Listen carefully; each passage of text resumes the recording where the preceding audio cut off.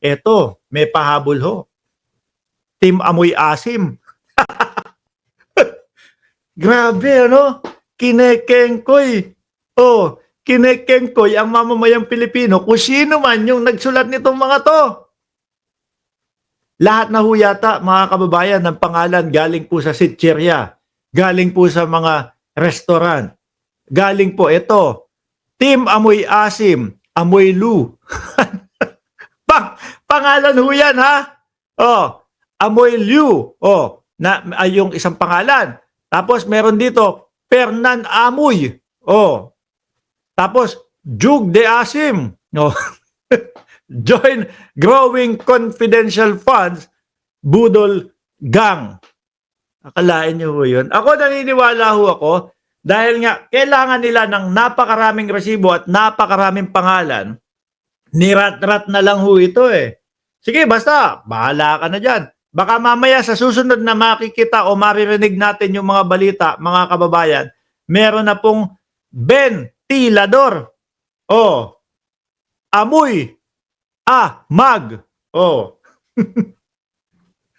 Kep, yes. Oh, baka ganyan na ho yung mga susunod na mga pangalan sa inilagay dyan eh. Kasi ang nakikita ko dito, mga kababayan, base na din po, no? Sa inire-report po ng House of Representatives. Ang nakikita ko dito, mga bossing, hindi sila sanay doon sa mga natatanong. Hindi sila sanay doon sa pinagre-report sila. Di ba? Basta ganito, ganyan, sulat mo na lang.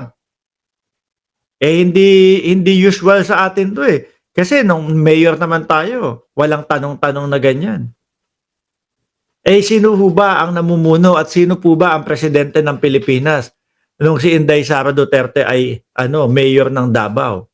Ang dating Pangulong Duterte, no? Kaya ang nakikita ko din ho dito, nabigla sila nung hinihinga na sila nung mga pruweba kung saan nila ginastos yung pera. Sabi ni Fernando Coson, oy Fernando, kasama ka dito, Fernando Coson ha.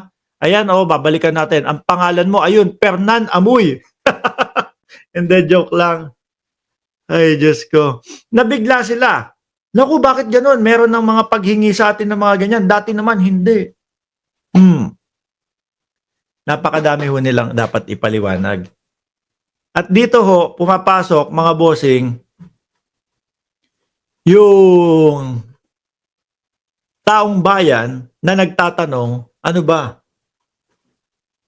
Kinekengkoy nyo na lang ba kami? Kaya ganyan. Na sana ho, meron tayong naririnig na paliwanag sa kanila, kaso wala eh. No? At diyan po, ako naniniwala ako, diyan po, nag-umpisa yung pagsiklab na yung mamamayang Pilipino ay nakikiisa po at sumisigaw na din po ng impeachment kay Vice Presidente Inday Sara Duterte. Kaya lang ho, mga kababayan, dahil nga hindi nila, it's either hindi nila kayang ipaliwanag or ayaw ipaliwanag o walang ipapaliwanag, no? Or iniiwasan, no? Dumating po sa punto ang Vice Presidente na pagbantaan po ang buhay ng Pangulo, asawa ng Pangulo, at pinsan ng Pangulo. Kasi frustrated na eh. Pilit inaalam ho sa kanila eh. Ano ba? Saan ba natin ginastos to? Ano ba? Saan ba talaga yung mga pinagbayaran yan? O ayan nga, binigyan namin kayo ng mga resibo. Nandiyan lahat ng resibo sa inyo. Kaso, ang akala nila siguro, hindi uusisain, hindi aalamin lahat. O eto si si Sukang Puti, eto si Dato Puti, o si Miggy Mango. Akala nila hindi babasahin isa-isa. Kaya ito po, lumalabas. Lagi po nating sinasabi, in fairness naman po, sabi, pagtungkol daw po sa confidential funds, intelligence funds, ubra naman daw po yung mga alias. Pero kailangan mo, merong malalim na pagpapaliwanag. Alam nyo ho, mga kababayan, yung pagbanta ng Vice Presidente kay Pangulong Bongbong Marcos, naisip ko, hindi kaya talagang plano na nila ito dati pa lang. Tapos ngayon dahil sa gigil nila, sa inis nila, hindi nila masagot yung mga pinapasagot sa kanila, Kaya ayun, nadudulas ang ating Vice Presidente. Ano sa tingin ninyo ho, mga kababayan? Ako yun lang yung pumasok sa isip ko. Ano? Kasi, like example, ang isang tao naman po, ang isang individual, hindi naman lalabas sa bibig mo yan kung hindi lagi mong iniisip eh. Kung pag anuhin natin, ano tawag doon? Pagtatagpi-tagpiin ho, mga kababayan, yung oras, yung panahon, at yung mga press conference ng Vice Presidente, mga bossing. Napansin ko na, yaan pa lang, doon sa unang press conference, di ba Dimoy P at Nats Omega watching from Santa Rosa, Laguna? Napansin ko na yan, mga kababayan, doon pa lang ho sa una. Di ba Ginger Cat? Yung maghuhukay ng libingan ng ating dating Pangulo, Ferdinand Marcos Sr. Tapos, nadagdagan pa nung gusto kong putulin yung ulo niya. May gigil na, mga kababayan. So, sa tingin ko, talagang, talagang may issue na ganun talaga eh.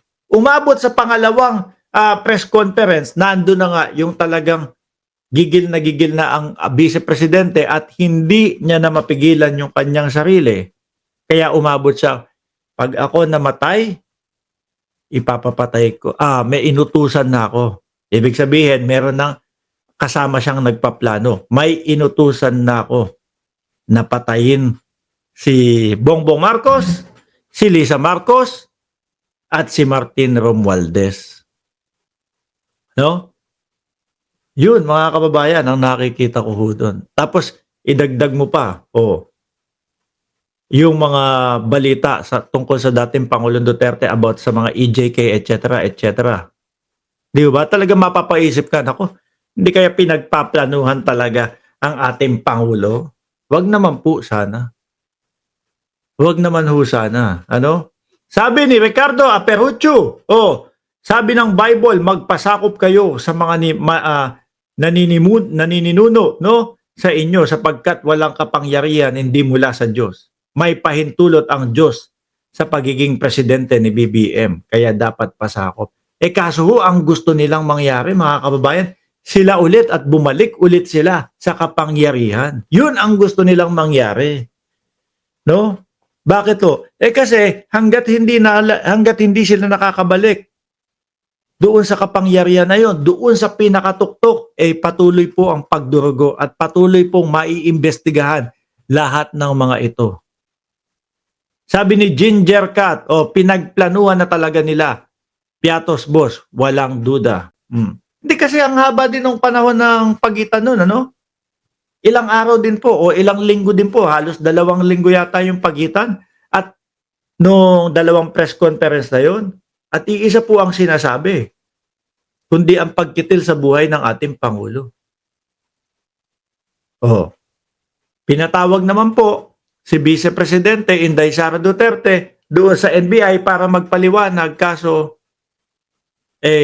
mas nauna yung party. Kasi daw po, may party sila noon doong Thanksgiving para ho doon sa mga journalists, mga kababayan.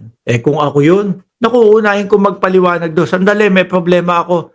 No? Uunahin kong magpaliwanag kasi nakapagbitiw ako ng mga ganitong salita. Ipapaliwanag ko lang sa kanila na hindi ganun yung ibig ko sabihin. Kaya lang, mas lalong nahalata ang Vice Presidente doon dahil hindi siya tumungo o hindi siya humarap, no, na guilty. Ganon tayong mamamayang Pilipino no? O hindi lang mamamayang Pilipino. Ganon ang tao sa mundong ibabaw. Pag ikaw umiiwas, hindi humaharap, papasok sa isip ng isang tao, guilty ka, may itinatago ka. Di ba? Sabi ni Ruben Gorospe, vote wisely this coming election or else I will run on 2028. Naku, ito na lang kaya si Ruben Gorospe ang iboto natin sa 2028. Shout out sa iyo, sir.